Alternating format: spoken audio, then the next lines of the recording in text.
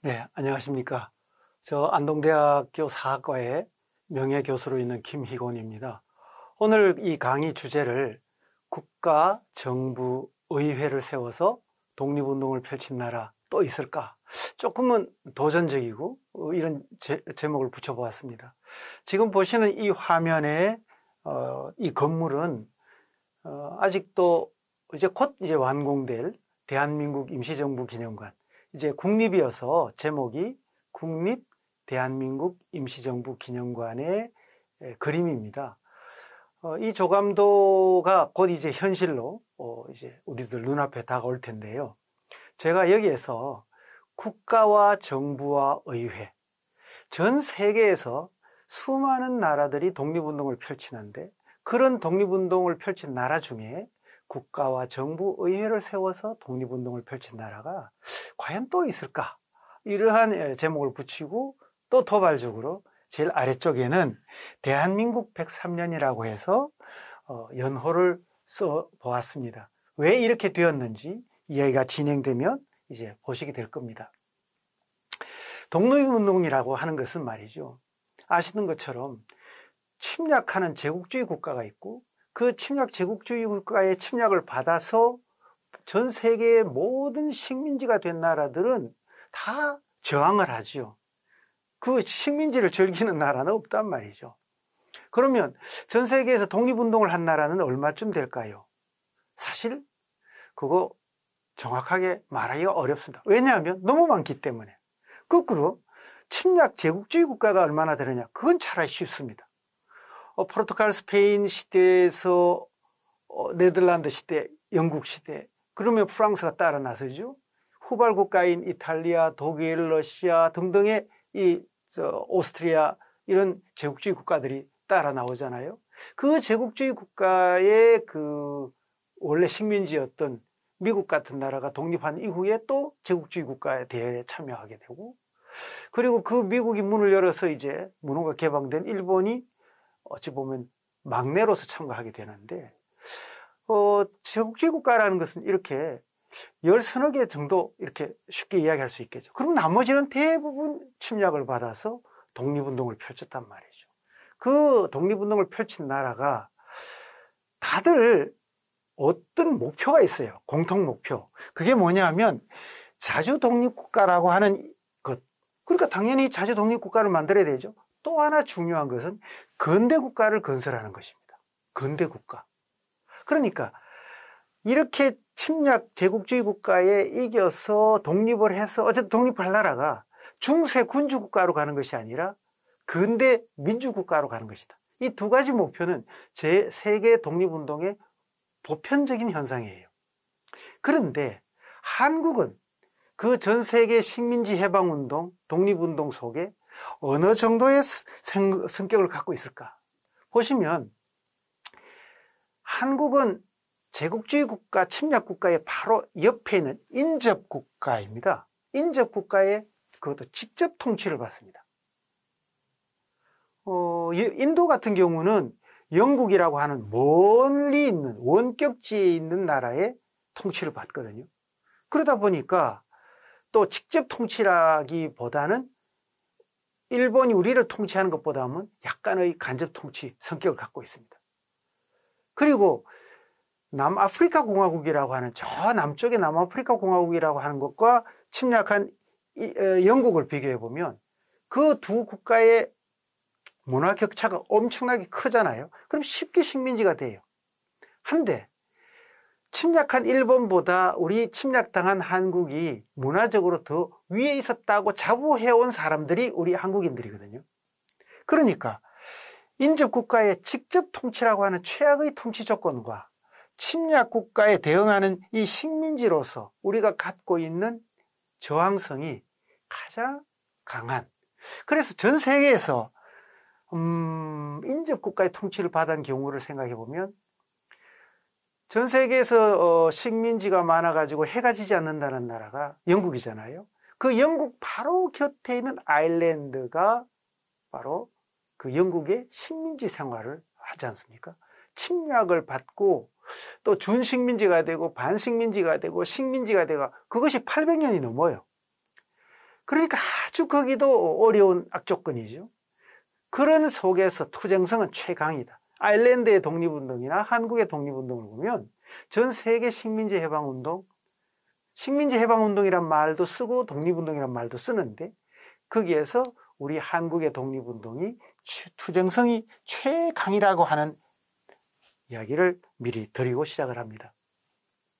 그러면 우리나라의 독립운동 속에 대한민국 임시정부는 어디쯤 속해 있는가? 1919년 3.1운동이 있었죠. 다 아시는 것처럼 3.1운동이라는 것이 존재했습니다. 이 3.1운동 이전의 독립운동이 의병이 처음 일어나던 때부터 25년입니다.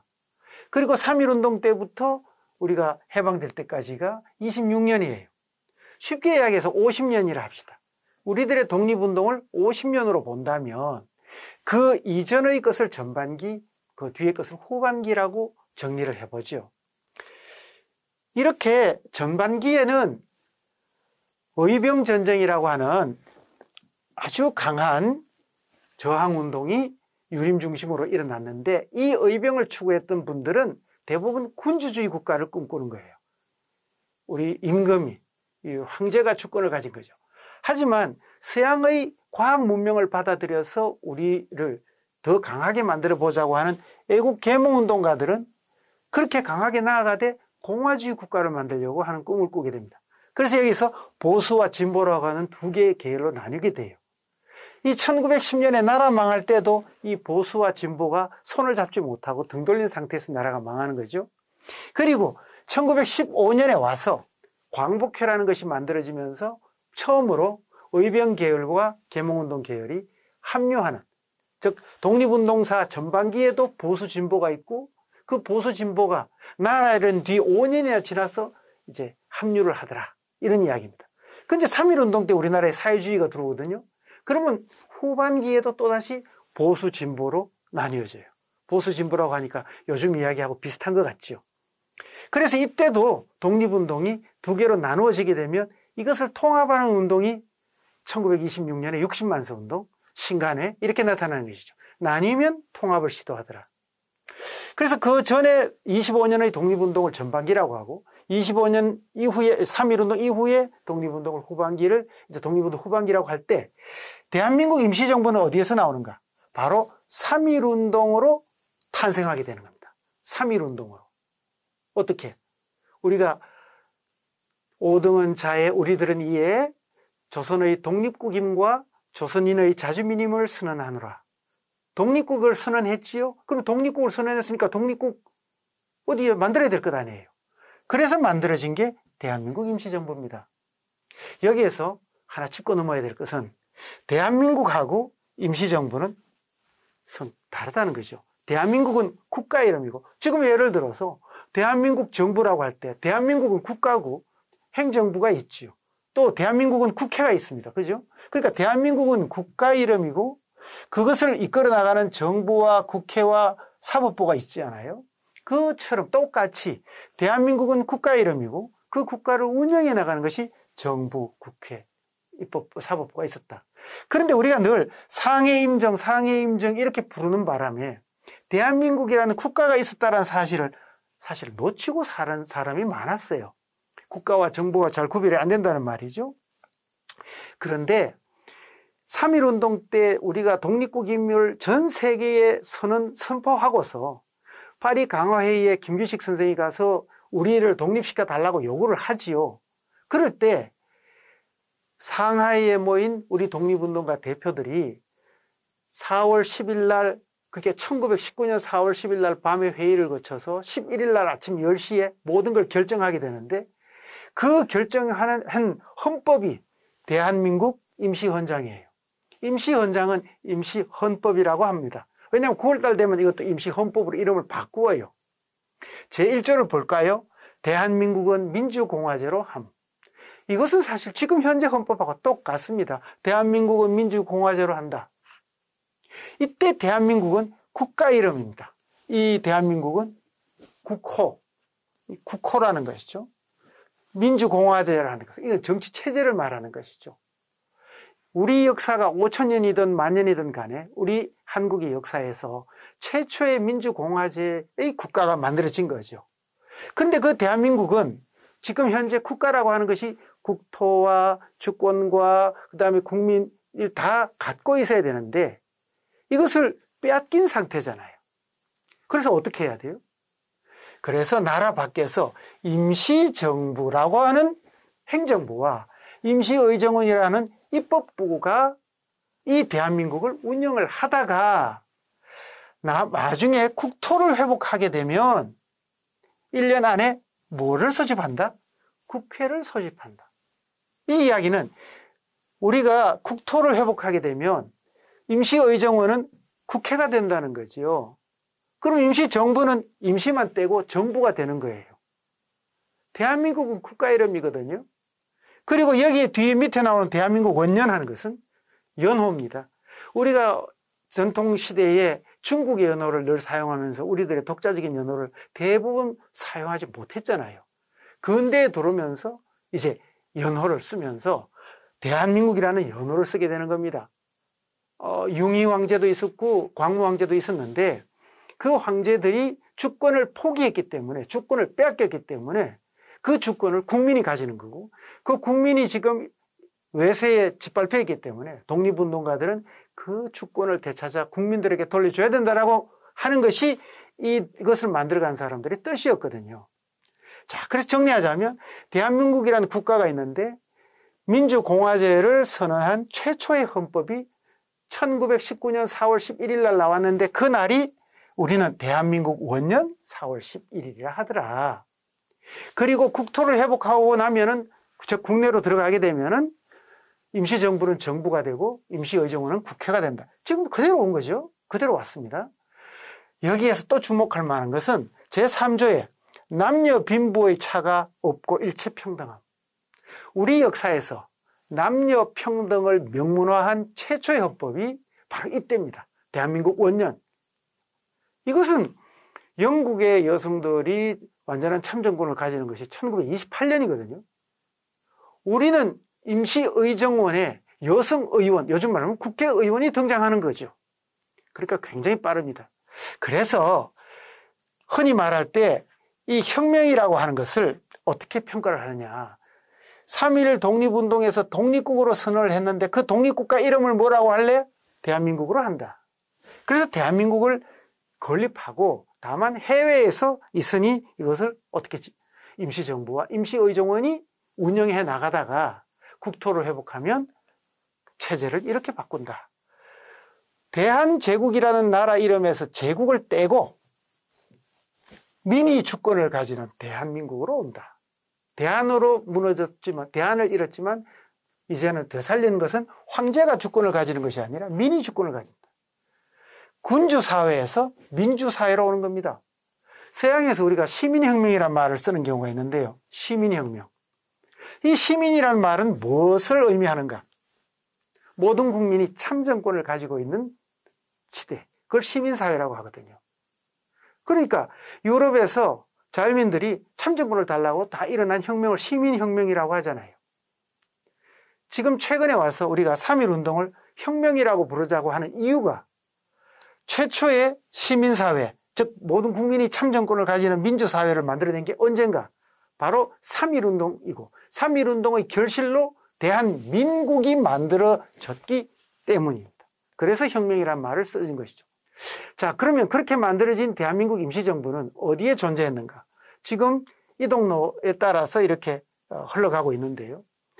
대한민국 임시정부는 국내에 들어올 때까지 27년 동안 존재를 합니다. 그 27년의 딱 절반을, 27년의 절반 되는 13년을 상하이에서 보냅니다. 상하이에서 절반을 보내고 그 다음에 난징 근처로 한 32년에 가서 38년에 37년 나갈 때까지 5년 정도를 보내고 나머지 이 넓은 공간을 이동해 가면서 8년을 보내는 것이죠. 그러니까 대한민국 임시정부가 중국에서 활약했던 정부가 소지했던 것은 27년의 역사 중에서 반은 상하이, 그 다음 5년, 8년 그렇게 볼 수가 있습니다. 그런 27년 동안에 펼쳤던 이야기들을 제가 큰 제목으로 묶어보았습니다. 임시정부가 출범하면 곧바로 독립전쟁을 추진합니다. 독립전쟁을 하자면 군대가 있어야 되죠. 그래서 사관학교를 만듭니다. 무관학교라고 해서. 그런데 1기생, 2기생을 배출한 뒤에 사람과 돈이 계속 공급이 되지 않으니까 이제 일단은 중단되게 되고요. 그래서 독립전쟁을 계속하자면 만주에 있는 독립군을 정부 아래로 넣어야 하겠다. 그래서 우리가 교과서에서 배운 것처럼 서로군정선이, 북로군정선이 하는 것은 이 정부가 독립전쟁을 추진해 나가는 과정이었습니다. 그래서 북로군정서가 중심이 되어서 나갔던 그 봉오동 전투, 청산리 전투 우리 이해하고 있고, 그래서 서로군정서 또 참가하고, 그 세력들이 또 북방으로 옮겨가고, 그렇게 펼친 것이 임시정부와 손잡고 또는 임시정부 산하에서 움직였단 말이죠. 임시정부 스스로도 한국광복군 총령이라는 부대를 운영하기도 했지요. 그러다가 나중에 충칭에 가서 그 남의 나라에서 군대를 운영한다는 게 그렇게 자유롭지 못합니다. 만주에서 1920년, 21년까지 그렇게 잘 존재하지만 30년, 일본이 31년도에 만주를 침공하게 되면 만주에서 우리들의 전투력은 그렇게 강할 수가 없어요. 그래서 상당수가 중국 본토로 이동해가고 임시정부에서 그분들을 초대했다가 그를 바탕으로 해서 한국 광복군을 저 충칭에 가서 1940년에 만들게 되는 것이죠. 그리고 그 이듬해에 일본이 진주만을 기습할 때 대일선전포고라고 해서 전쟁을 선포하게 되는 것이죠.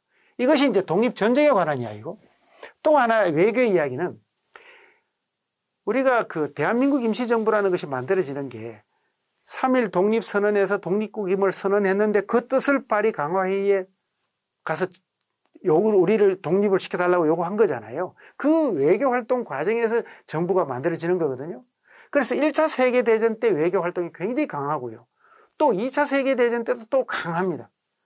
그러다가 뒤에 사진이 이제 나오겠습니다만은 이 활동이 얼마나 잘 먹혀들었을까, 또는 우리들의 독립운동이 그냥 있었던 게 아니니까 그것이 나중에 어떤 형태로 드러나냐면 2차 세계대전이 한참 진행되고 있던 그때 카이로에 모인 미국, 영국, 중국의 수반이 이번 전쟁이 끝나면 요렇게 정리합시다 하고서 넣은 내용 중에 한국을 독립시킨다라고 하는 것을 넣게 되거든요.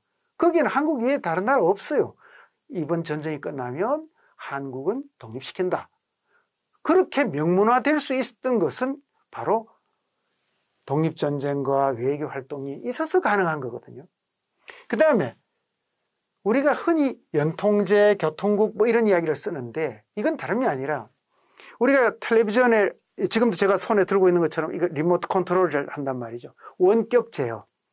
비록 정부는 다른 망명지에 있지만 국내에 요즘 표현을 하면 도지사든 군수든 면장이든 직접 임명을 해서 행정명령을 전달하고 세금을 거두어서 임시정부가 운영되는 그런 노력을 국내 행정을 장악하려고 했다라는 이겁니다.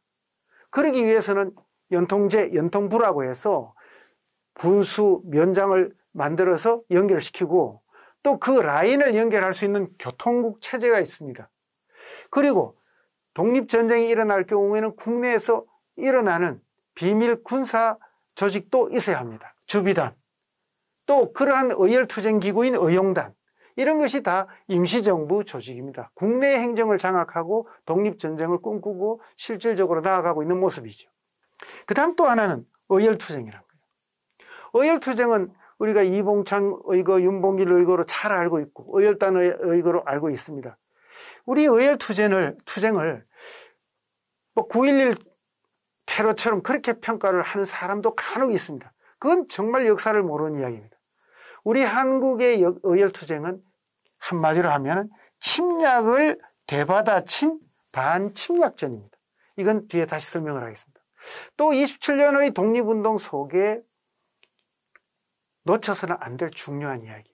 제가 처음 시작할 때 한국의 독립운동사가 3.1운동 이전에 전반기와 후반 또 이후에 후반기가 있는데 모두 다 보수 계열도 있고 진보도 있었고 또 후반기에도 보수 진보가 있다 했지요. 대한민국 임시정부의 역사는 우리 독립운동사의 후반기인데 그 후반기에도 보수 진보가 다 따로 있어요. 그런데 보수 진보하면 우리는 등 돌리고 싸운다고 생각하잖아요.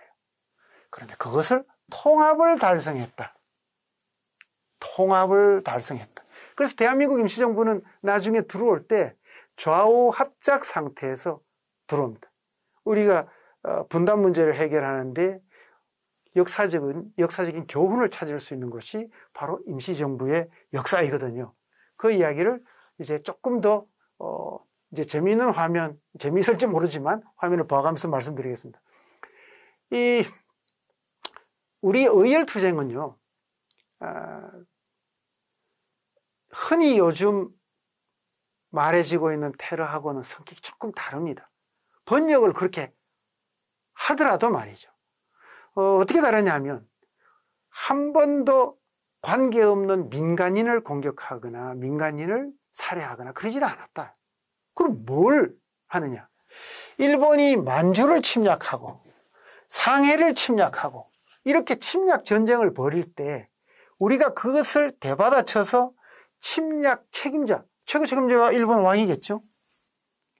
그러니까 최고의 책임자 또는 조선총독, 관동군 사령관, 또 국내에 동양주식회사, 식산은행, 이걸 정리하자면 침략 책임자와 침략 통치 기구, 그것을 쪽집게로 타격하는 거죠.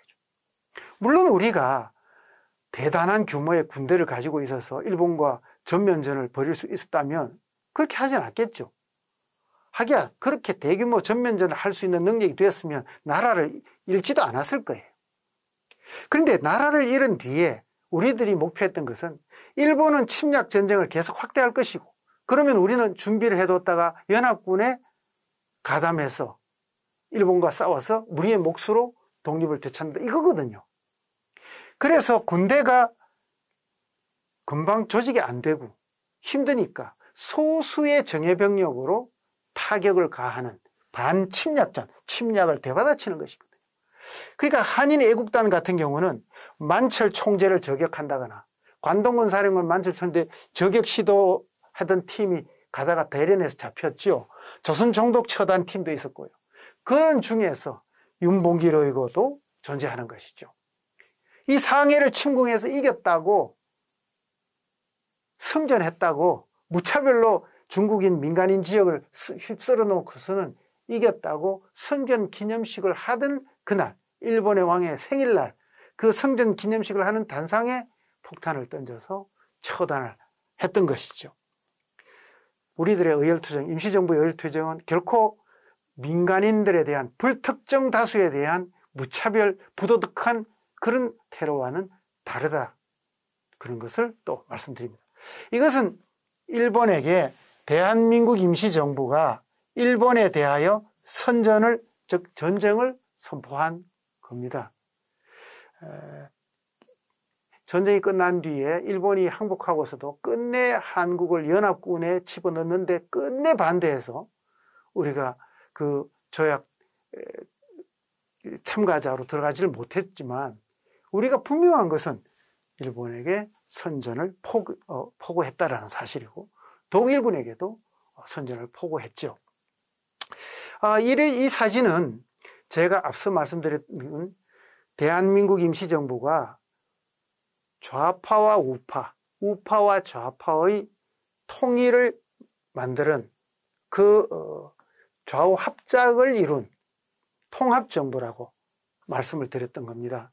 그처럼 여기에서 보면 대한민국 임시의정원에 이 의정원이라고 되어 있죠. 이 의정원에서 의원들이 사진을 찍었는데 이 사진에는 김구라고 하는 우리 주석이 있기도 하고 또 제일 오른쪽에 눈매가 아주 매서운 최근에 이분을 포상해야 되느냐 말아야 되느냐 하고 이야기가 올라왔던 김원봉입니다. 이 좌파의 대표죠. 또 아나키스트 유림이라는 인물도 있습니다. 무정부주의자라고도 보통 이야기하는데, 이런 좌파 우파가 통합한 정부를 꾸려 나갔다라는 것이죠. 여기서 중간 두 번째 줄에 한번 볼까요? 우리 여성 의원이 존재한다는 것이죠. 그러니까 이게 좌우 합작일 뿐만 아니라 굉장히 진보적인 모습을 보였다. 언젠가 한번 방송에서 우리나라 여성들이 참정권을 가진 것은 1948년입니다. 이렇게 표현한 사람이 있습니다. 아닙니다. 우리나라의 여성들이 임시의정원의 의원으로 등장한 것은 이미 1920년대 상해 시대예요. 상하이 시대. 김마리아 여사부터 시작해서 말이죠. 그러니까 우리들의 역사가 굉장히 진보적이다. 이런 이야기를 드릴 수가 있겠습니다.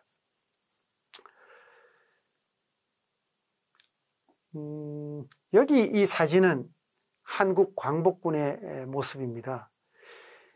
저 충칭이라는 곳에서 한국 광복군이 만들어지게 되는데, 우리 국민들은 뭐 많이 들었겠습니다만 만주에도 독립군이 존재했다, 러시아에도 존재했다, 이렇게 이야기를 하고, 그런데 그 군대라는 것을 남의 나라에서 만든다라는 것이 그렇게 쉬운 이야기가 아닙니다. 한번 상상해 보십시오. 베트남 전쟁 때 멸망했던 월남 베트남 군대가 지금 그 승리해서 만들어진 베트남, 북부 베트남 중심이 아니라 월남의 패망 이후에 그 월남 군대가 우리나라에 와서 지리산 쪽이나 아니면 경상도 태백산맥 속에나 일개대대나 이렇게 병력을 갖고 유지하겠다라고 하면 우리 정부가 들어주겠습니까? 그럴 리가 없단 말이죠.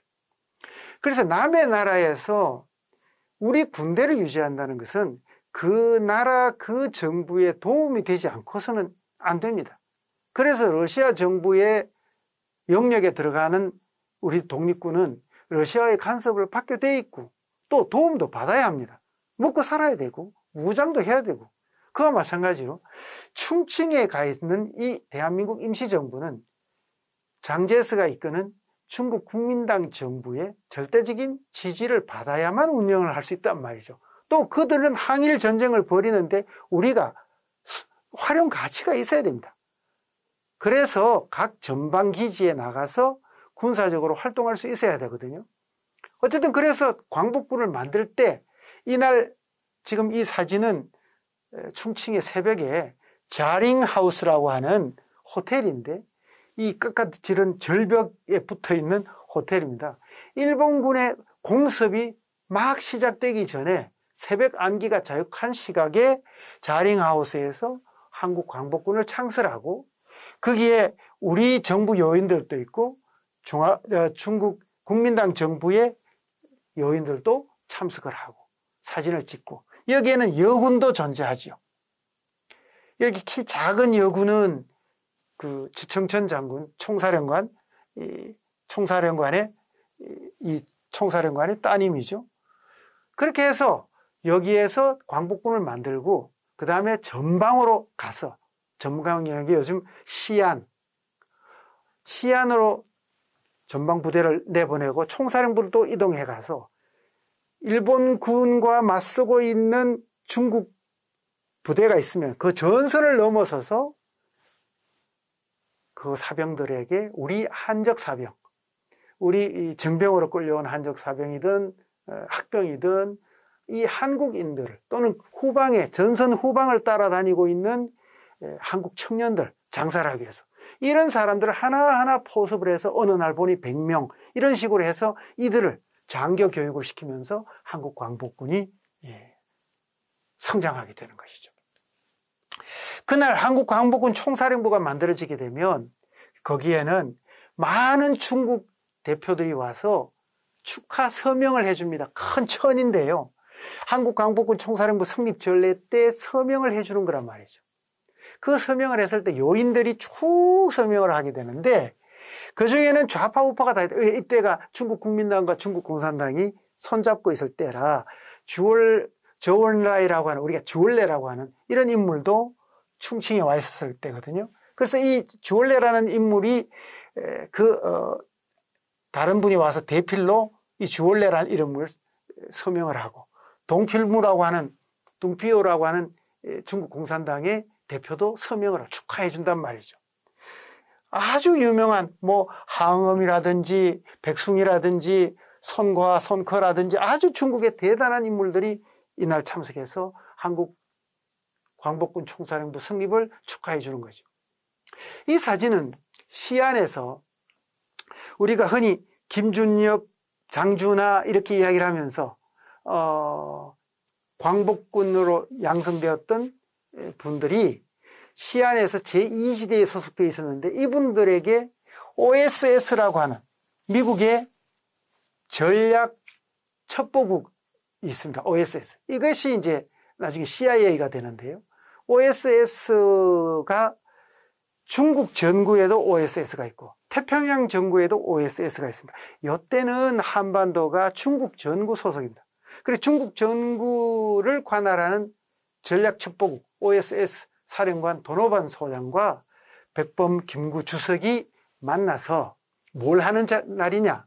이게 아마 지자가 본 거니까 우리 그 제2지대 사령부인 것 같은데, 제2지대장은 이범석 장군이 뒤에 보이고 이청천 총사령관이 있고 엄황섭 선생이 있고, 여기에 이 백범과 도노반이 이날 뭘 했느냐 하면, 지금까지 OSS가 광복군 2지대를 훈련시켜서, 무슨 훈련?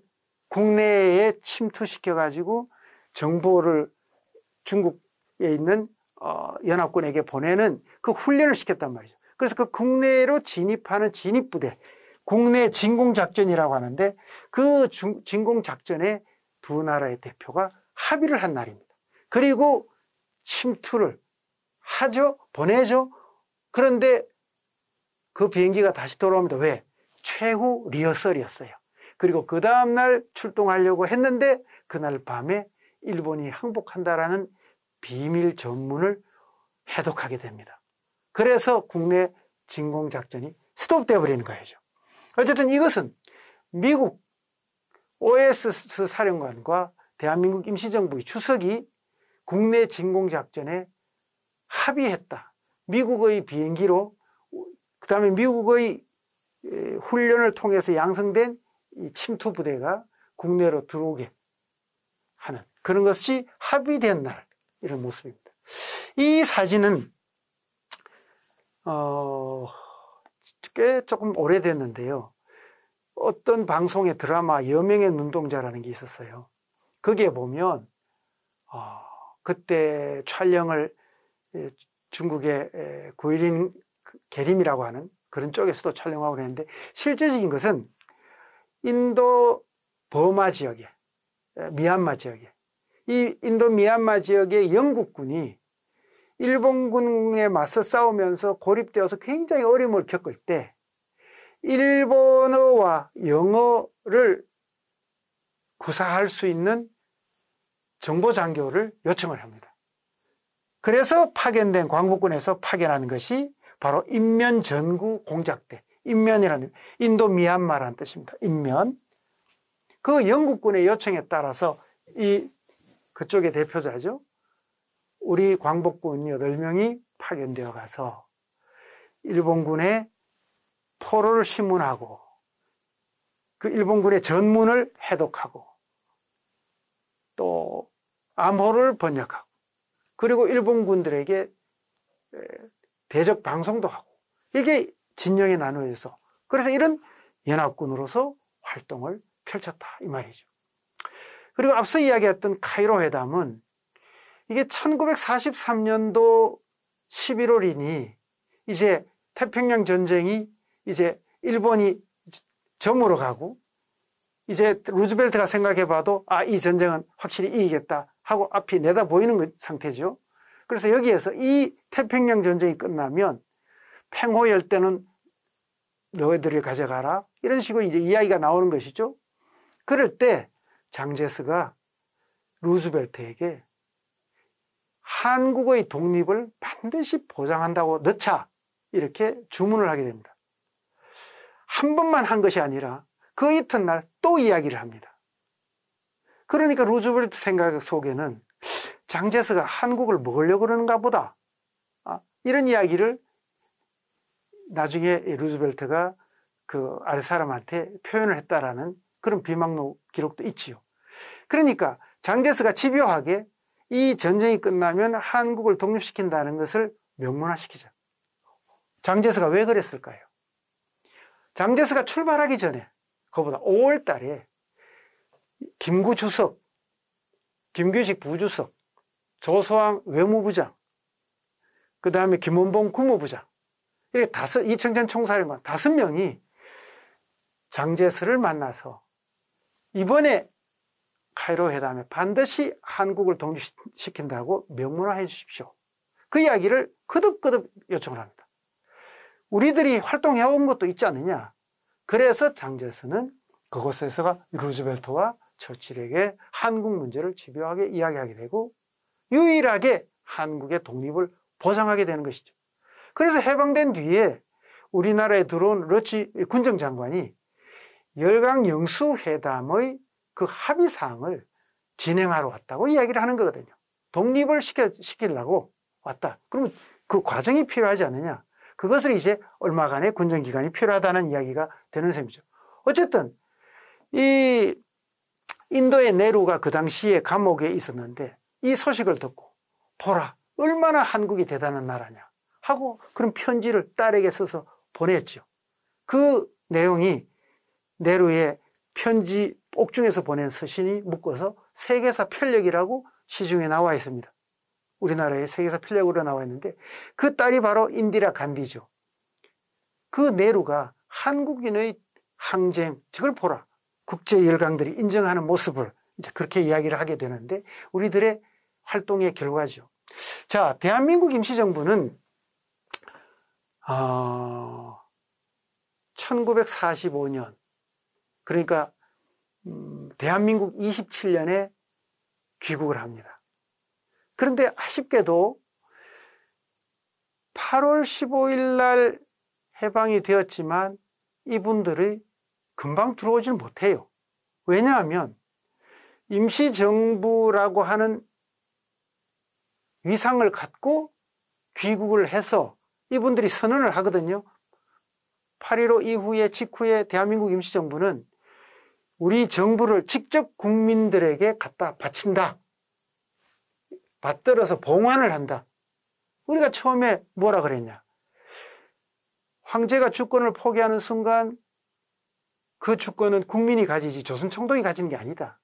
근데 그 국민이 압제 속에 있기 때문에 우리가 주권을 되찾아서 국민 손에 쥐어드리는 것이야말로 독립운동가들이 할 일이다.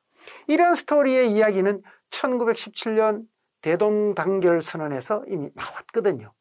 그리고 임시정부는 그대로 역사를 살아왔고요. 그러니 지금 우리가 국내로 들어가서 대한민국 국민에게 우리 임시정부를 받들어 돌려드리자 하고 선언을 하는 거죠. 하지만 이것이 끝내 이 군정에서는 인정을 하지 않죠. 그래서 이것이 자꾸만 늦어지고 그래서 결국은 개인 자격으로 돌아간다는 것을 동의하고서야 들어왔죠. 그리고 귀국하는 날도 실제로 그 여인들이 들어오는지를 아무도 몰랐어요. 그런데 그 돌아오기 전에도 얼른 돌아오소서 하는 글들을 많이 발표해요. 우리 국민 대표들이. 그렇게 돌아왔는데 이분들을 어떻게 반기느냐 하면 환영이라고 하는 큰 글자가 있지요. 그리고 여기 보면 대한민국 임시정부 개선이라고 되어 있습니다. 개선. 이분들이 지금 그 서울운동장, 그러니까 요즘은 동대문 플라자라고 하나요? 그곳에서 대한민국 임시정부 개선 환영식을 합니다. 돌아온 데 대하여 환영식을 합니다. 그런데 그게 그냥 환영이 아니라 개선했다는 거예요. 개선했다는 것은 전쟁에서 이기고 돌아왔다는 뜻이잖아요. 그러니까 그 미 군정에서는 대한민국 임시정부 요인들을 민간 자격으로 돌아오게 했지만 우리 국민들은 독립전쟁에서 이기고 돌아왔다고 환영을 하는 겁니다. 그리고 개선문처럼 이렇게 그 당시 행사 순서에 보면 개선문도 만들었다라는 게 이거죠. 그래서 시가 행진을 하게 되는 겁니다. 그러면 그 다음에 대한민국의 우리들의 역사가, 임시정부의 역사가 민간인 자격으로 돌아와서 끝났을까? 그렇지는 않습니다. 이게 48년도 지금 우리 대한민국 정부, 대한민국 임시정부가 아니라 대한민국 정부가 만든 재헌헌법의 전문입니다. 이 전문은 그 당시 이승만 의장이 꼭히 넣으라고 아주 강조했던 겁니다. 이게 안 들어가면 열강 때문에 우리가 독립한 것밖에 안 돼. 우리가 독립운동으로 독립했다는 것을 밝혀야 돼. 해서 나온 게 유구한 역사와 전통에 빛나는 우리들 대한국민은 기미 3.1 독립운동으로 대한민국을 건립하여 세워서 세계에 선포한 독립정신을 계승하여 이제 민주독립국가를 재건한다. 재건한다. 1919년에 대한민국을 세웠어요. 그리고 이것을 48년에 재건한다. 이렇게 명문화합니다. 그리고 식을 하는데 건국 이런 말이 없죠. 여기 보시면 대한민국 정부 수립 국민 축하식입니다. 결코 대한민국 건국 축하식이 아니에요. 대한민국을 즉 대한민국이라는 국가 이름은 그대로 가져오고 이제는 임시정부가 아닌 정부를 수립한다는 뜻이죠. 그리고 나라에서 발행하는 최고급의 기관지가 관보인데 그 관보를 보면 대한민국 30년 9월 1일 이렇게 되어 있어요. 대한민국 30년 9월 1일. 이 이야기는 1919년이 대한민국 1년이다 이런 뜻입니다. 이렇게 개성을 하는 거죠. 국가의 수반도 대한민국 임시정부가 처음에 대통령제로 시작했잖아요. 그러다가 국무령제, 주석제로 바뀌었지만 대통령이란 말을 그대로 갖고 옵니다. 또 국기, 태극기도 여러 종류가 있었는데 그 태극기를 이걸로 통일합니다 하고서 정한 것이 임시정부 충칭 시절이에요. 그것을 49년도에 아주 조금만 손질해서 그대로 개성을 합니다. 또 41년도에 지금 우리가 부르고 있는 애국가를 부르게 되는 것이죠. 그것을 그대로 받아옵니다.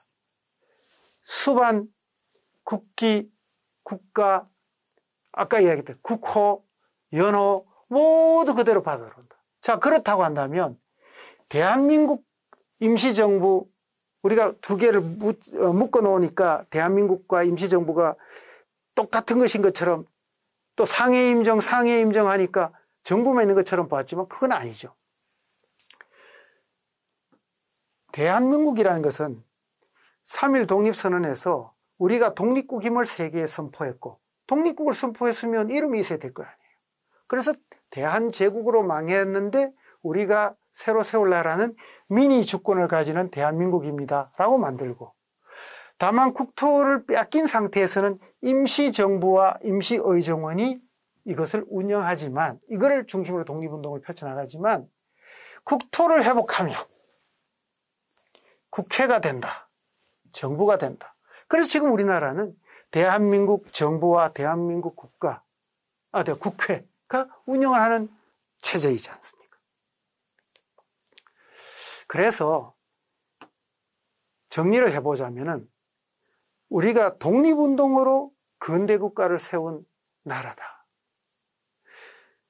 독립운동을 펼쳐나가면서 독립운동의 과정에서 군주국가로 가는 것이 아니라 민주국가를 만들어냈다. 그래서 독립운동으로 근대국가를 건설했다라고 표현하는 겁니다. 그럼 전 세계에서 독립운동을 펼치면서 근대국가를 만들어낸 나라, 그것도 이미 국가를 선언하고 정부와 의회를 중심으로 독립운동을 끌고 간 나라, 그렇게 찾기 쉽지 않습니다. 그런데 한간에는 한국이 근대가 된 것이 식민지 통치 덕분이었다. 이렇게 표현하는 사람도 있습니다. 저는 심지어 새마을 운동을 근대화 운동이라고 표현하는 것 전 찬성하지 않습니다. 왜냐하면 근대화 운동이라는 말은 근대가 됐단 말입니까? 안 되었다는 말입니까? 근대화 운동이라는 말은 아직 근대가 안 됐다. 그러면 중세란 말입니까? 새마을 운동이 일어날 때 그때 우리가 중세란 말이에요? 아니잖아요. 그럼 도대체 근대라는 게 뭐냐? 기준을 보면 근대라는 기준은 정치적으로 말할 때는 왕조 군주 사회가 아니라 시민들, 시민사회, 다시 말해서 국민들이 참정권을 가지는 사회를 말합니다. 그것을 근대라고 합니다. 경제적으로는 자본주의를 이야기를 하죠. 자본주의 사회를 근대라고 이야기합니다. 사상적으로는 합리주의, 비판정신, 과학적 비판정신이 있는 합리주의 사회를 말합니다. 그러니 오로지 일본의 식민 통치 속에서 우리가 경제적으로 근대화가 되었다. 이 이야기만 계속 되풀이하면서 심지어 나아가서 나중에 새마을운동조차도 근대화 운동이다. 새마을운동은 산업화 운동이에요. 그래서 이 식민지 근대화론자들 지금도 이걸 주장하는 사람들이 있죠. 그것이 아니라 우리들은 이미 독립운동으로 근대 국가를 세운 나라다.